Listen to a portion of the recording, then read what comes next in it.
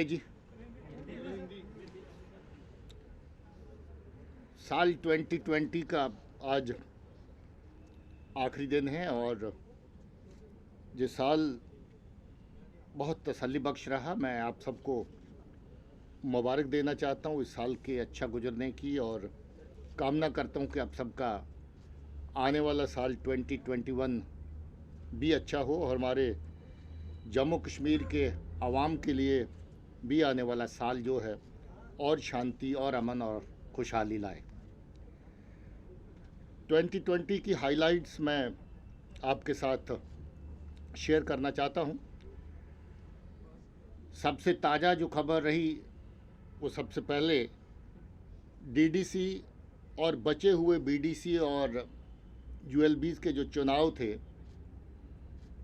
अपने आप में एक बहुत बड़ी मेगा एक्सरसाइज थी जो बिल्कुल स्मूथ और पीसफुल गुजरी, जिसके लिए जम्मू कश्मीर पुलिस, इसके ऑफिसर्स, बहादुर जवानों ने, सीएपीएफ और जो आर्मी की तैनाती हमारे साथ रहती है, सब ने मिल कर के बहुत अच्छा काम किया। मैं सबको कॉम्प्लीमेंट करना चाहता हूँ।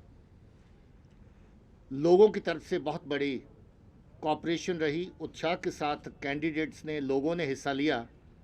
मैं उनको भी शुक्रिया कहना चाहता हूँ। नतीजे ओवरऑल बहुत अच्छे रहे, पार्टिसिपेशन बहुत अच्छी रही और ये largest ever conduct of democratic exercise in the history of Jammu Kashmir, जो हमारे सामने एक बहुत बड़ी चुनौती की तरह था, उस हालात में जबकि पाकिस्तान एक बार नहीं बल्कि बार बार ये अटेम्प्ट करता रहा कि इस चुनाव को डिस्टर्ब किया जाए। नगरोटा में पाकिस्तान से दाखिल होकर के इस तरफ आया हुआ आतंकी दस्ता जो मारा गया, आपको याद है। उसके बाद पुंछ के रास्ते से पुशाना में जो दस्ता भेजा गया वो मारा गया। कश्मीर के अंदर लगभग आधा दर्जन ग्रेनेड जगह जगह पर फेंके गए, लकली जिसमें कोई नुकसान सिविलियन का या फोर्सेस का नहीं हुआ, बट अनफॉर्चुनेटली इलेक्शन के बाद गांदरबल में जो ग्रेनेड फेंका गया उसमें सीआरपी के 2 बहादुर ऑफिशियल हमारे जो है वो शहीद हुए।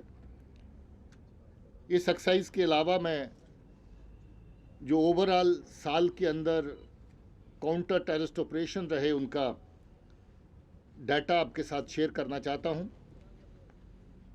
कुल मिलाकर के 100 से ज़्यादा कामयाब ऑपरेशन जम्मू और कश्मीर दोनों खित्तों में हुए। 90 के करीब ऑपरेशन कश्मीर में और 13 ऑपरेशन जम्मू की तरफ हुए।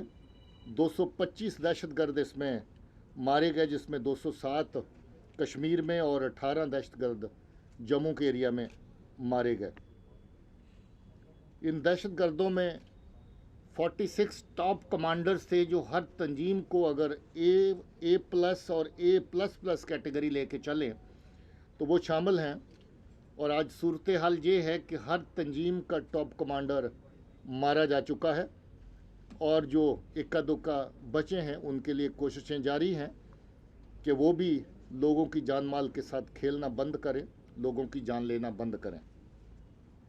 इसके साथ साथ जो काउंटर टेररिस्ट ऑपरेशंस के अलावा जो पुलिस का एक अहम हिस्सा जो मिलिटेंसी को ज़िंदा रखने के लिए, मिलिटेंसी को चलाने के लिए जो उनके टूल्स हैं उनको टारगेट करना, इसमें उनके कोरियर्स, अलग अलग मॉड्यूल्स में काम करने वाले लोग जो ग्रेनेड फेंकने का काम करते हैं, हथियार एक जगह से दूसरी जगह ले जाने का काम करते हैं, पोस्टरबाजी जो जगह जगह पर धमकियां देने के लिए पोस्टर लगाते हैं उस तरह की कार्रवाइयाँ करते हैं, मैसेंजर का काम करते हैं, लॉजिस्टिक सपोर्ट इनको पहुँचाते हैं।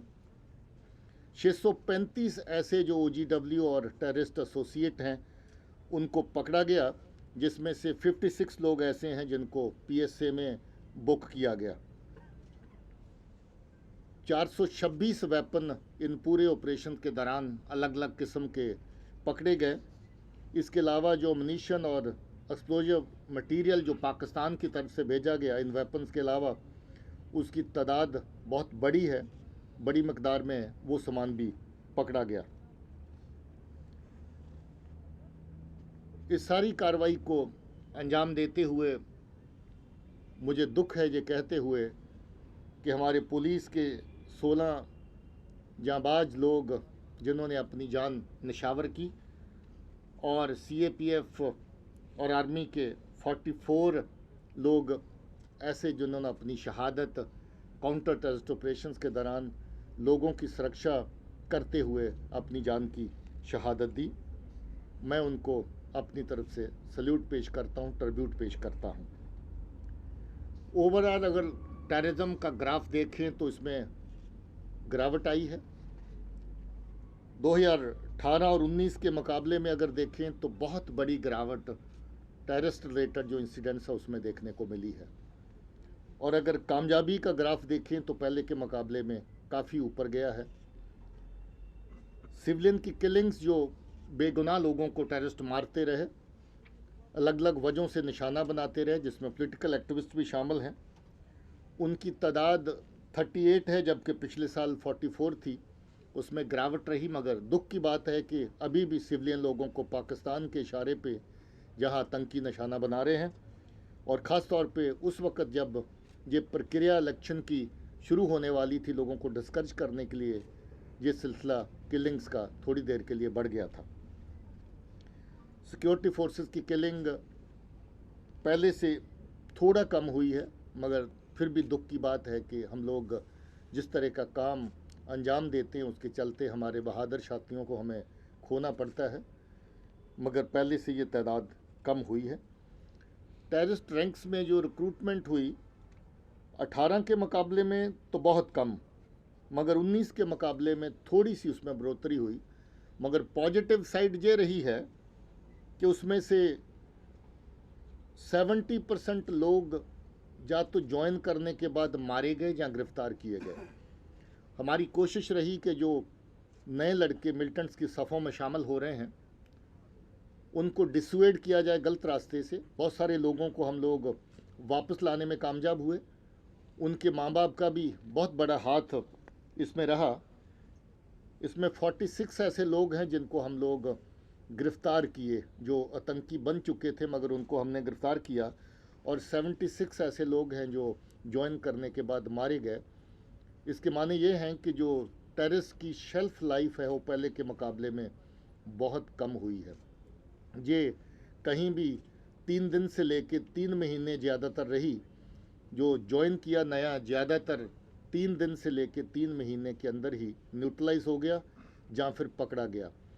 इसके चलते लोगों ने बहुत कोऑपरेशन दी, और जो लोग वापस लौट के आए घरों में बैठे हैं, जिनका मैं जिक्र इस फिगर्स के बीच में नहीं कर रहा हूँ, इसके अलावा हैं, उनके दोबारा उस रास्ते पे जाने की कोई रिपोर्ट अभी तक नहीं है। 2 दर्जन के करीब ऐसे केस भी हैं जिनको हमने बिना कानूनी कार्रवाई के ही बाहर लाया और वापस उनको घर वालों को सौंपा है। घर वालों के साथ अच्छे से रह रहे हैं। सीज़ फायर की वायलेशंस का अगर जिक्र करें तो बहुत बढ़ोतरी हुई है। पाकिस्तान ने सीज़ फायर वायलेशंस को एक हथकंडे की तरह इस्तेमाल किया। जब जब सीज़ फायर वायलेशंस बढ़ी, उसके बीच में इन्फिल्ट्रेशन बढ़ाने की कोशिश करी, मगर उसका मुंह तोड़ जवाब दिया गया। और उसके चलते मुझे खुशी होती है बताते हुए कि जो इन्फिल्ट्रेशन इस साल हुई वो पिछले 3-4 सालों में सबसे कम है। इन्फिल्ट्रेशन बहुत सारी अटेम्प्ट्स के बावजूद भी पाकिस्तान बढ़ा नहीं सका, और इसीलिए लोकल रिक्रूटमेंट के ऊपर ज़्यादा जोर दिया। और जो लोकल रिक्रूट बना रहे थे उनके लिए हथियार भेजने के नए तरीके पाकिस्तान ने ईजाद किए, जिसमें ड्रोन के ज़रिए से वेपन भेजने की कार्रवाई, ड्रोन के ज़रिए से एक्सप्लोजिव मटेरियल भेजने की कार्रवाई, और 1-2 केसेस में ड्रोन के ज़रिए से कैश भेजने की कार्रवाई भी उनकी तरफ से करी गई। मगर मुझे खुशी है ये कहते हुए कि उनके ज़्यादातर अटैम्प्ट हम लोगों ने फॉइल किए। हम लोग सर्विलेंस के सिस्टम के ज़रिए से जो नज़र रखते थे, जो एक्टिविटीज़ रास्ते में इंटरसेप्ट करने की हमारी रहती हैं, हमें बहुत बड़ी कामयाबी उसमें मिली। और लगभग 1 दर्जन ऐसे केस जो वेपन ड्रॉपिंग के, एक्सप्लोजिव ड्रॉपिंग के, वो हम लोग उनके फॉइल कर चुके हैं और वो हथियार पकड़ चुके हैं, चाहे हाईवे के ऊपर हो, चाहे बॉर्डर के बाद ड्रॉपिंग के बाद जब ट्रांसपोर्टेशन होती है उसके दौरान हो। कुछ एक जगहों पे तो नारकोटिक्स को भी ड्रोन्स के ज़रिए फेंका गया। तो ये नार्को टेररिज्म की एक नई शेड जो पाकिस्तान ने तैयार करी है, उसका भी काफ़ी अच्छे तरीके से जहाँ पर जो कार्रवाई हुई उसको काउंटर करने में मैं सराहना करता हूँ पुलिस की और फोर्सेस की, जिन्होंने मिलकर के इस फ्रंट के ऊपर बहुत अच्छा काम किया। इसके अलावा कुछ 36 मॉड्यूल ऐसे जम्मू और कश्मीर दोनों तरफ बस्ट किए पुलिस में, जिसमें कुछ 100 के करीब लोग और काम करते थे जो टेररिस्ट के मॉड्यूल्स के तौर पे, जिसमें नार्को टेरर के मॉड्यूल भी शामिल हैं, पैसा कोरियर करना एक जगह से दूसरी जगह मिल्टन सी के लिए लेके जाना, उस तरह के लोग भी शामिल हैं, और ग्रेनेड फेंकने की कार्रवाइयाँ जो रही जो उसमें जो लोग शामिल थे वो भी इसमें शामिल हैं। लॉ एंड ऑर्डर का जो 2020 के दौरान मैं ख़ास तौर पे जिक्र करना चाहता हूँ, और इसके लिए लोगों को, आवाम को फिर से शुक्रिया कहना चाहता हूँ। बहुत समझदारी से लोगों ने काम लिया है। अभी तक जो हुर्रियत, जमायती, सेपरेटिस्ट एलिमेंट लोगों को वर्गला के लॉ एंड ऑर्डर की तरफ ले जाते थे, लोगों की जान माल के साथ खिलवाड़ करते थे, उसमें इतनी बड़ी गिरावट आई है कि जो पिछले कुछ सालों में मुझे लगता है कि लोवेस्ट लेवल पे लॉ एंड ऑर्डर के इंसिडेंट्स इस वक्त आ गए हैं। 75% उसमें गिरावट आई है पिछले साल के मुकाबले में। पिछले साल 584 इंसिडेंट थे, 584, इस साल सिर्फ 143 इंसिडेंट्स हुए, और वो भी ग्रेविटी इंटेंसिटी इतनी कम थी कि किसी भी जगह पे किसी तरह का कोई नुकसान नहीं हुआ। लॉ एंड ऑर्डर हैंडलिंग के दौरान अगेन जम्मू कश्मीर पुलिस और इसके साथ वो बहादुर सिपाही ऑफिसर जो पैरामिलिट्री फोर्सेस की तरफ से काम कर रहे हैं, उनको इसका श्रेय जाता है और लोगों को इसका श्रेय जाता है कि एक भी casualty law and order handling के दौरान नहीं हुई। 0 casualty during law and order, जो अपने आप में मिसाल है।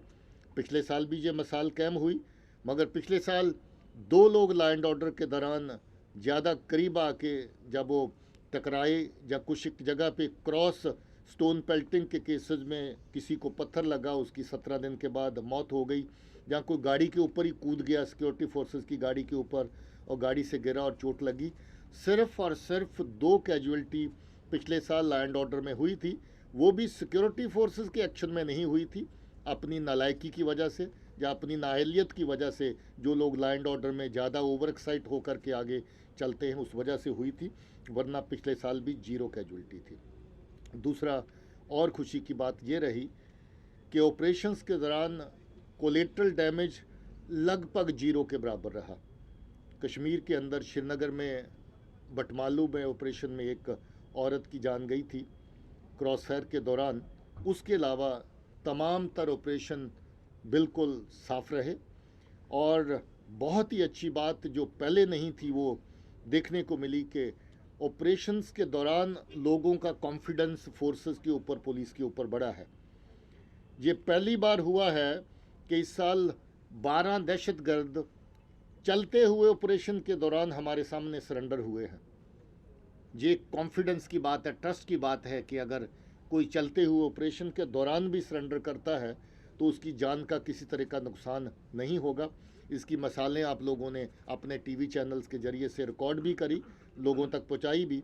ये सिलसिला हमारा आने वाले टाइम में भी जारी रहेगा कि कोई भी शख्स, अगर कल भी उस बच्चे ने एक ने कोशिश करी, कल जो लावेपुरा में इनकाउंटर चलता रहा, मगर उसके ऊपर उसी के साथियों ने फायरिंग करनी शुरू कर दी।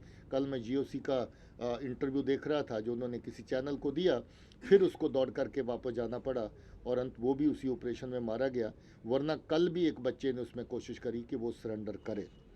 तो ये ऑपरेशन और लॉ एंड ऑर्डर के फ्रंट के ऊपर बहुत बड़ी कामयाबी की बात है साल 2020 में कि किसी भी तरह का कोलेटरल डैमेज और किसी की जान इसमें जाया नहीं हुई।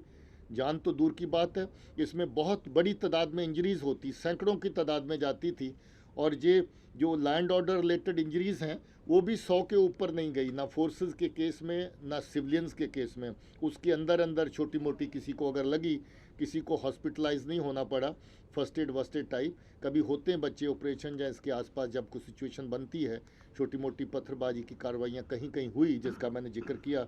143 incident total law and order के, जहाँ स्टोन पेल्टिंग भी कहीं कहीं रही, मगर इंटेंसिटी बहुत ही कम थी और लोग किसी तरह का उसके अंदर इंजरीज़ की तरह की कोई शिकायत भी कहीं से ज़्यादा नहीं आई है। जम्मू कश्मीर पुलिस ने एक नई चुनौती का सामना किया। कोविड 19। जब से ये सिलसिला शुरू हुआ, जम्मू कश्मीर पुलिस ने मिशन मोड में काम किया। लोगों के बीच में जाके अपने खतरे की परवाह कहीं कहीं करते हुए, कहीं परवाह न करते हुए, शुरू में उस लेवल की प्रिपेयर्डनेस नहीं थी जिस लेवल की प्रिपेयर्डनेस चाहिए थी। काम ऐसा है आपका कि आप लख जतन करें तो भी अपना एक्सपोजर अवॉइड नहीं कर सकते थे। बहुत सारी जगहों पे पुलिस ने मिशनरीज़ की तरह काम किया। लोगों को दवाइयाँ पहुँचाना, लोगों को राशन पहुँचाना, ज़रूरतमंदों को घर से उठा के हॉस्पिटल तक ले जाना, उनकी ज़रूरतों में काम आना, एनजीओज़ को बीच में शामिल करना, नौजवान बच्चों को, लड़कों को बीच में साथ लेकर के चलना, ये बहुत बड़ी कामयाबी की बात थी। मैं यूँ कहूँ कि कोविड की अगर एक पॉजिटिव साइड रही, पुलिस और आवाम का रिश्ता और ज़्यादा मजबूत हुआ। लोग एक दूसरे के और ज़्यादा करीब गए।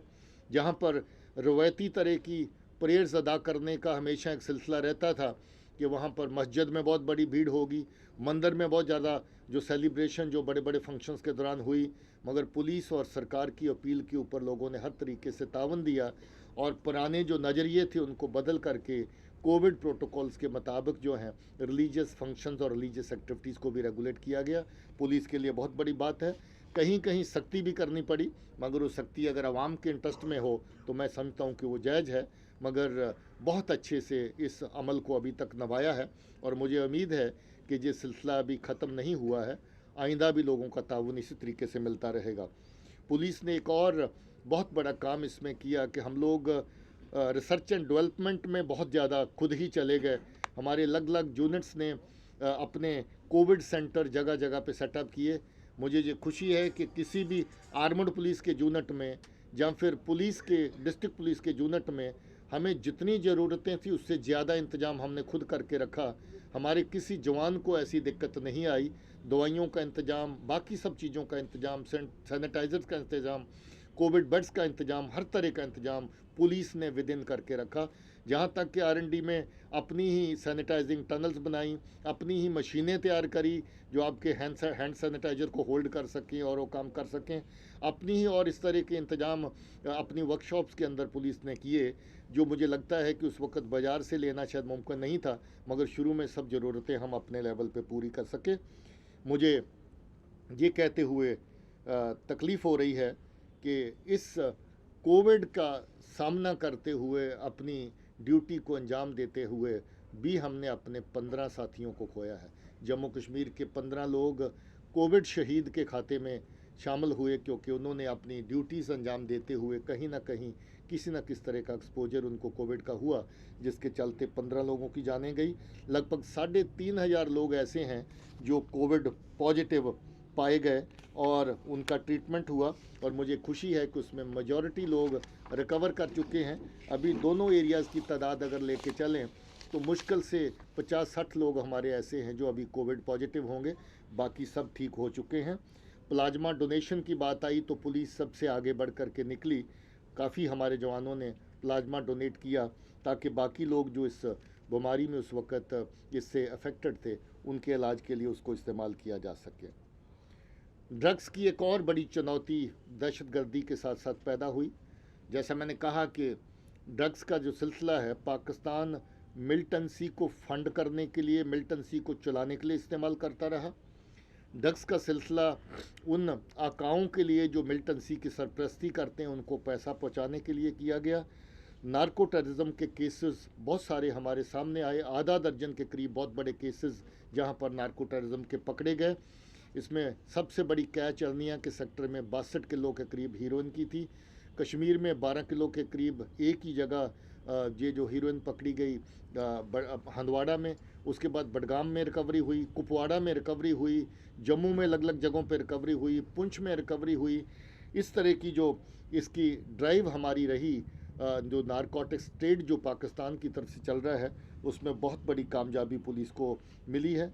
1132 केसेस हमने नारकोटिक्स के रजिस्टर किए और 1672 इसमें गिरफ्तारियां करी।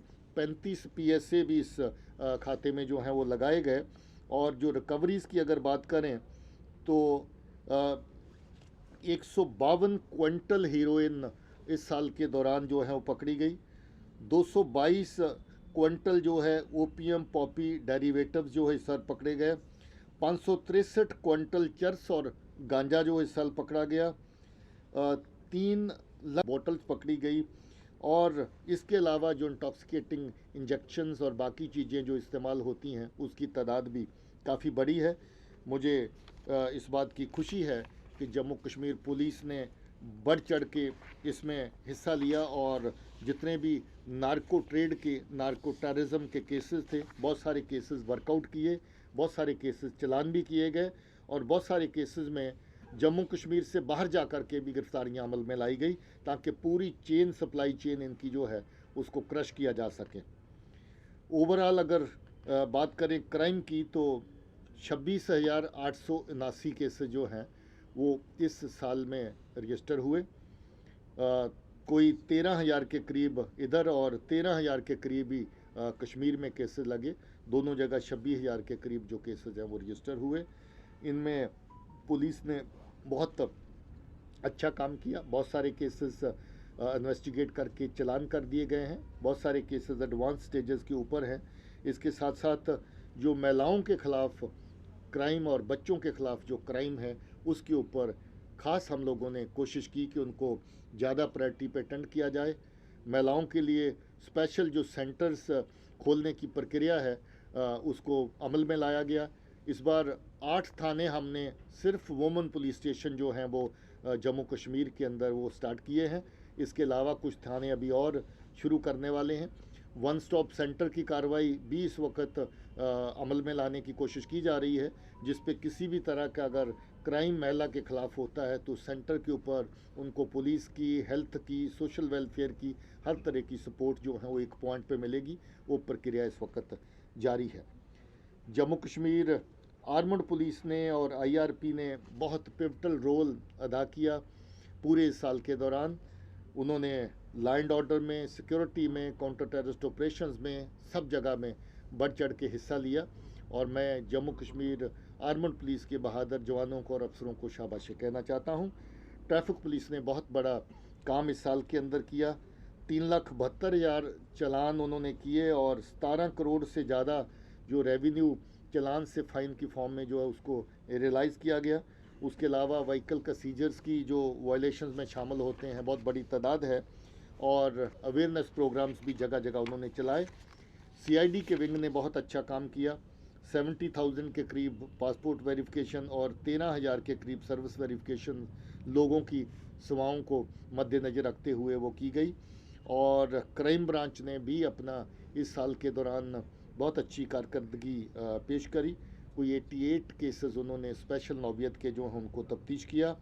36 केसेस उन्होंने चलान किए। सीसीटीएनएस जो आने वाले सिस्टम में बैकबोन बनने जा रहा है आईसीजेएस की, इंटरऑपरेबल क्रिमिनल जस्टिस सिस्टम की, उसके ऊपर बहुत बड़ा फोकस आईजी क्राइम की तरफ से रखा गया।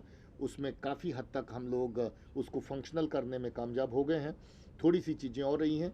जो सिटीजन सेंट्रिक सर्विसेज हैं उसके लिए बहुत ज़्यादा फोकस इस वक्त इस प्रोग्राम के तहत दिया जा रहा है और मुझे उम्मीद है कि आने वाले टाइम में इसके बचे हुए हिस्से भी हम लोग फंक्शनल बना सकेंगे ताकि अवाम की खिदमत और उनकी जो सर्विसेज हैं उनको और बेहतर किया जा सके। इसके साथ साथ साइबर फोरेंसिक्स के एरिया में क्राइम ब्रांच की तरफ से हम लोग साइबर एक्सीलेंस का सेंटर बनाने जा रहे हैं। इस वक्त उसके लिए कोई अच्छी जगह हमारे पास अवेलेबल नहीं थी, जिसके चलते हम लोगों ने पुलिस एकेडमी के अंदर अभी साइबर फोरेंसिक्स की लैब जो है सेटअप कर दी है। हमारे वहाँ पर जितने भी ट्रेनीज ऑफिसर्स वहाँ पर ट्रेनिंग कर रहे हैं उनको ट्रेन किया जा रहा है साइबर फोरेंसिक्स के एरिया में। और एक बहुत बड़ी नई कामयाबी जो इस साल के दौरान रही, ANTF anti narcotics task force constitute करी क्राइम ब्रांच के अंदर, जो नारकोटिक्स के बड़े केसेस की तफ्तीश करने के लिए और नारकोटिक्स के ट्रेड के ऊपर नज़र रखने के लिए काम करेगी। उन्होंने साल के दौरान काफ़ी अच्छा काम किया। बाकी विंग्स जितने भी पुलिस के हैं उनकी भी बहुत सराहनीय कार्रवाई रही, अच्छा काम किया। मैं सबको अपनी तरफ से शाबाशी देता हूं और शुक्रिया कहना चाहता हूं। इसके साथ वेलफेयर की एक्टिविटीज़ अगर पुलिस की देखें तो इतना जो काम करते हुए सेंसिटिव नेचर का जो हमारे जवान ग्राउंड के ऊपर काम करते हैं, कंट्रीब्यूट करते हैं, उनकी वेलफेयर की ज़रूरतें, उनके करियर की ज़रूरतें जो हैं उनको देखना हमारा फ़र्ज बनता है। 7,000 के करीब प्रमोशन जो है इस साल के अंदर अलग अलग रैंक्स के अंदर करी गई। उसके अलावा कोई 3,400 के करीब इंस्टीट्यूट प्रमोशन जो हैं वो की गई। और SRO केसेस में जहां हमारे साथी शहीद होते हैं उनके बच्चों को रोज़गार देने का मसला आता है, 114 अपॉइंटमेंट्स SRO के तहत करी गई और 36 अपॉइंटमेंट्स ऑपरेशनल ग्राउंड्स के ऊपर जहां अच्छा काम करने के लिए किसी की सर्विस को सराहना करते हैं, उसमें SPO या फॉलोअर को सिपाही बनाने की बात आती है। 36 इस तरह की अपॉइंटमेंट्स करी गई। हेल्थ के सेक्टर को जैसे मैंने पहले कहा हमने और मजबूत करने की कोशिश की है। हमारा ट्रॉमा सेंटर बहुत बड़ी स्केल पे इस वक्त श्रीनगर के अंदर जेर तामीर है और मुझे उम्मीद है कि जल्द ही वो मुकम्मल हो जाएगा। इसके अलावा जो हमारे पुलिस हॉस्पिटल हैं, बेहतरीन काम रहा उनका जम्मू और श्रीनगर दोनों जगह पे।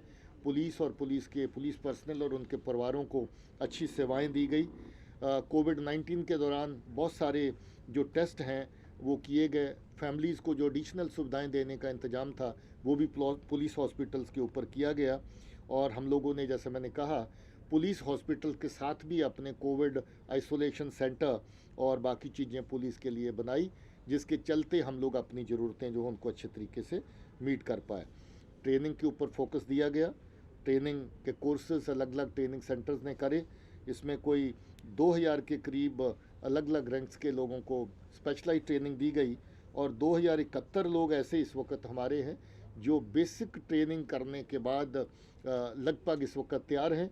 साल 2021 शुरू होने के साथ ही उनकी पासिंग आउट परेड्स का सिलसिला शुरू हो जाएगा और जल्द ही वो हमारी फोर्सेस को ज्वाइन करेंगे और हमारी जो काम करने की जो क्षमता है उसको और ज़्यादा जो है वो बढ़ाएंगे।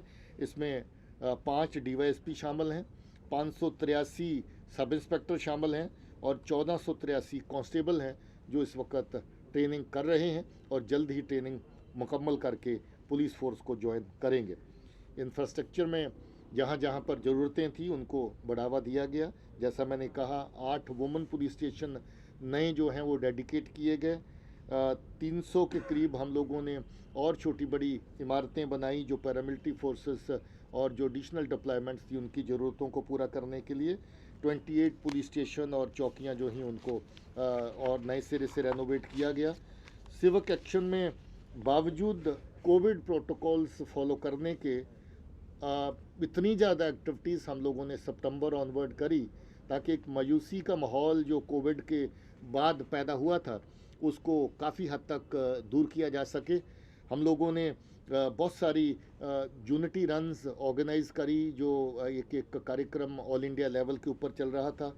10 हमारे ड्रग डिडिक्शन सेंटर जो हैं उन्होंने 5,000 से ज़्यादा लोगों को ट्रीटमेंट दिया सिविक एक्शन प्रोग्राम के तहत।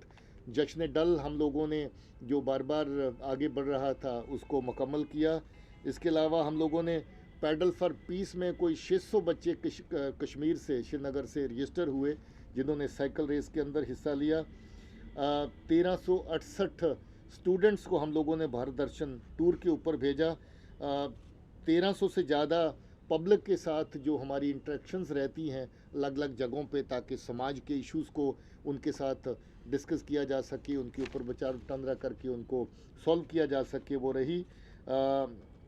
इस बार जो क्रिकेट लीग के मैचेस इतने पॉपुलर हो गए कश्मीर में कोविड के बाद में कि मुझे लगभग सब जगह पे जाने का मौका मिला।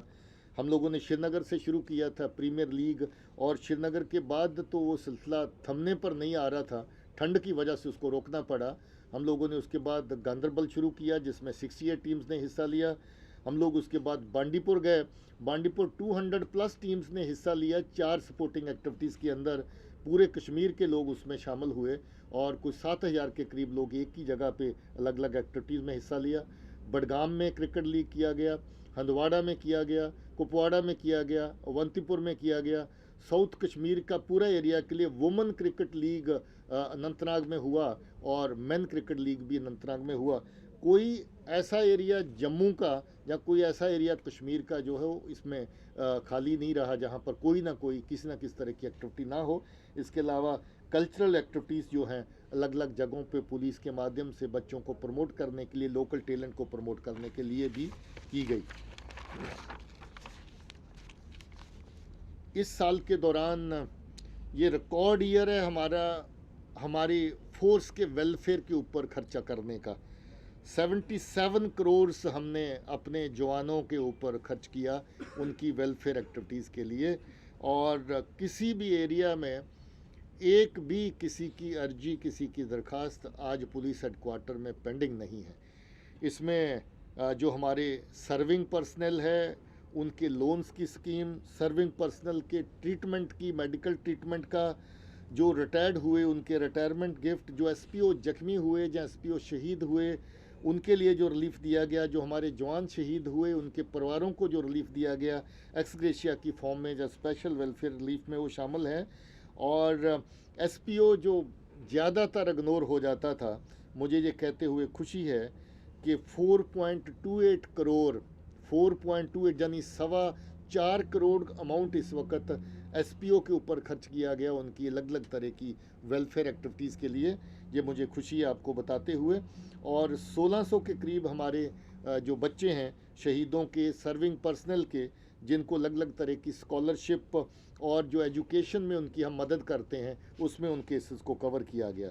सो ये नहायत ही खुशी की बात है कि इतना काम करते हुए हम अपने जो बहादुर जवान हैं उनके परिवारों का और उनका जो अच्छे से ख्याल रख पाए।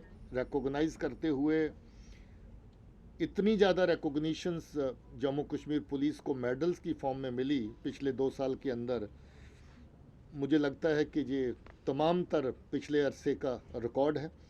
930 मेडल जम्मू कश्मीर पुलिस को अलग अलग कैटेगरीज में अवार्ड किए गए। और ये खुशी की बात है कि अभी कीर्ति चक्र और शौर्य चक्र जो पहले आर्मी को ही मिलते थे, अभी कीर्ति चक्र हमारे भी जो बहादुर जवान जो ऑफिसर अच्छा काम करते हैं उनको दिया जा रहा है। हमारे शहीद अब्दुल रशीद काला जो टंगदार के रहने वाले हैं उनको कीर्ति चक्र मिला इस साल के अंदर। शौर्य चक्र हमारे शहीद अमन ठाकुर जिनकी कुलगाम में शहादत हुई ऑपरेशन के दौरान, उनको शौर्य चक्र मिला। कमल किशोर हमारे जो श्रीनगर में शहीद हुए उधमपुर रियासी के रहने वाले हैं उनको भी शौर्य चक्र मिला। और एक हमारे और बहादुर ऑफिसर डीआईजी अमित कुमार जो एक ऑपरेशन में जख्मी हुए थे, लगभग 7 महीने दिल्ली में ट्रीटमेंट में रहे और अभी वापस श्रीनगर डीआईजी का काम कर रहे हैं, उनको भी शौर्य चक्र इस साल के दौरान मिला। सो ये काबिल तारीफ बात है। इस तरीके से गैलेंट्री के अलग अलग मेडल जिसकी तादाद मैं पहले बता चुका हूँ बहुत बड़ी है। हम लोग इस अच्छे काम के लिए पुलिस की सराहना करते हुए इनको अवार्ड देने के लिए जहाँ की लोकल गवर्नमेंट एलजी साहब और गवर्नमेंट ऑफ इंडिया में होम मिनिस्टर साहब और होम मिनिस्ट्री को शुक्रिया कहना चाहते हैं कि वो हमारी बहादुर फोर्स की सेवाओं को रिकॉग्नाइज़ करते हैं और उनको मेडल से अवार्ड करते हैं। इसके अलावा सपोर्टिंग एक्टिविटी में हमारे जो अचीवर्स हैं उसमें कुलदीप हांडू को द्रोणाचार्य अवार्ड मिला जो हमारे लिए फ़ख्र की बात है। खालिदा बानो ने नेशनल वुशू में सिल्वर मेडल हासिल किया। ये दूसरा अचीवर हैं जो हमारे फोर्स की तरफ से इस वक्त के दौरान भी। बाकी ऑफिसर्स हैं जिन्होंने अलग अलग फील्ड में हिस्सा लिया, किसी में सिल्वर, किसी में ब्रॉन्ज, किसी में गोल्ड मेडल हासिल किए। मैं उन सबको मुबारक देता हूं कि बहुत अच्छी कारकर्दगी कोविड के बावजूद भी हमारी रही। और हमारा ब्रास बैंड जो बहुत मशहूर है ऑल इंडिया लेवल के ऊपर, जम्मू कश्मीर पुलिस का ब्रास बैंड बहुत डिमांड में रहता है। इसको हम लोग पिछली बार गुजरात भी भेजे थे प्ले करने के लिए, अभी इनको दिल्ली भेजे थे पीछे, और अलग अलग जगह पे ये परफॉर्म करते रहते हैं। इन्होंने इस बार ऑल इंडिया कंपटीशन में दूसरा स्थान प्राप्त किया जम्मू कश्मीर का जो ब्रास बैंड है। मैं पुलिस के जो स्कूल हैं उनको भी कम्प्लीमेंट करना चाहता हूँ। बहुत अच्छी परफॉर्मेंस पुलिस के स्कूल्स की रही और उन स्कूलों ने शिक्षा के एरिया में, एजुकेशन के एरिया में एक्सेलेंस प्राप्त करते हुए जो बाकी नेशनल लेवल के कार्यक्रम रहे उन हर तरह के कार्यक्रम में हिस्सा लिया, प्रोग्राम्स में हिस्सा लिया। ये ओवरऑल ब्यौरा है जो मैंने आप लोगों के साथ हाइलाइट्स जो हैं जिनका शेयर किया साल 2020 का। अगर आपके कोई सवाल हैं तो यू आर वेलकम। ब्रांच के अंदर जो बनाना है उसके लिए कार्रवाइयाँ जारी हैं।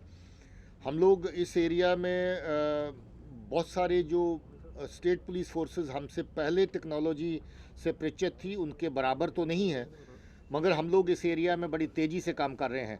सेंटर ऑफ एक्सीलेंस सेटअप करने के लिए हमारे पास गवर्नमेंट ऑफ इंडिया से पहले ही रिक्वायर्ड फंडिंग हो चुकी है। अब सिर्फ हम देख रहे हैं कि आने वाले टाइम में हम कितना जल्द उस सेंटर को सेटअप कर सकते हैं।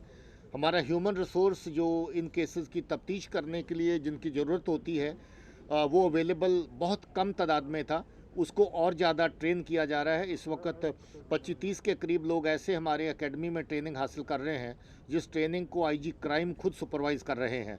तो मैं समझता हूँ कि आने वाले टाइम में ह्यूमन रिसोर्स भी हमारा बढ़ रहा है और टेक्नोलॉजिकल गैजेटरी जिसकी ज़रूरत है उसके लिए फंडिंग हो चुकी है, वो भी हम बढ़ाने वाले हैं।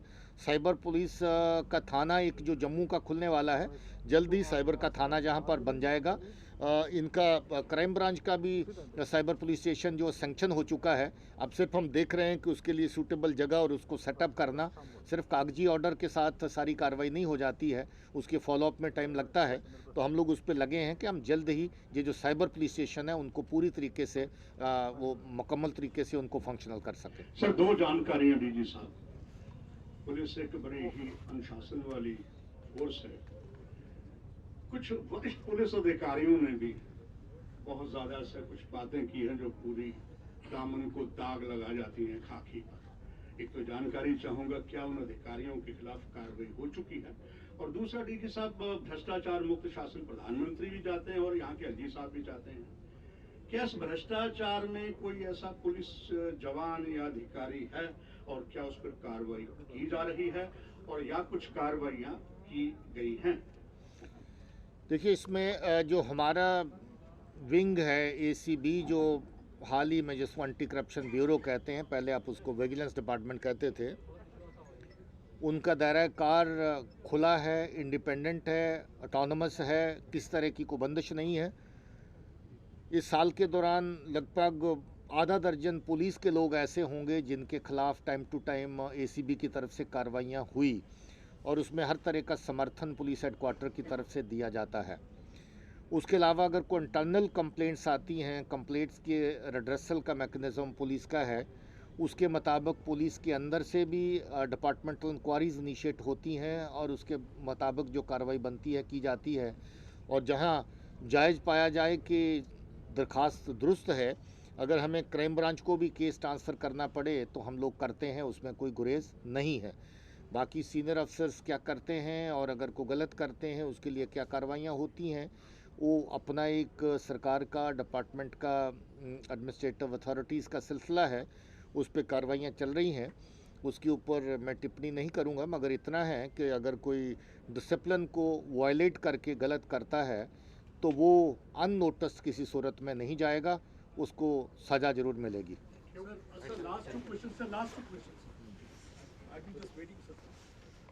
Sir, it has been seen.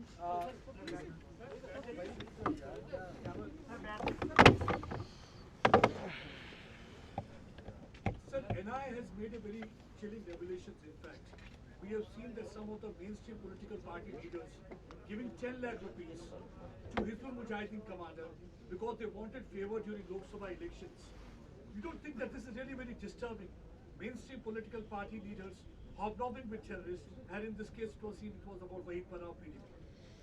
I would only be able to say that it is disturbing, but beyond that only NIA can make a comment. So what, you think that there should be proper investigation, it can't be one man, it should go beyond Wahid Parab? Certainly, yes. One last question. We have seen that there had been of late many surrenders, which you said 12 in number, and it's a very healthy trend that you are giving a second chance to people to live. Of late we have seen again, certain people have started crying foul. You think that this seems to be a strategy somewhere Pakistan is perturbed? They are once again trying to run that false narrative so that they can again demonize police force because they had been able to win confidence and trust of the people in Kashmir. Crying foul over this has been part of strategy from Pakistan. I'm sure you would have access to some of their tweets and all. Those tweets are positively indicating that Pakistan is behind this kind of narrative that these surrenders are not genuine surrenders, and then the encounters are not genuine encounters. They've been trying this. They have some elements working on their behalf within Jammu Kashmir also, who are under our surveillance. We will definitely take strong action against them, and we will not allow this kind of false propaganda to take place. Okay.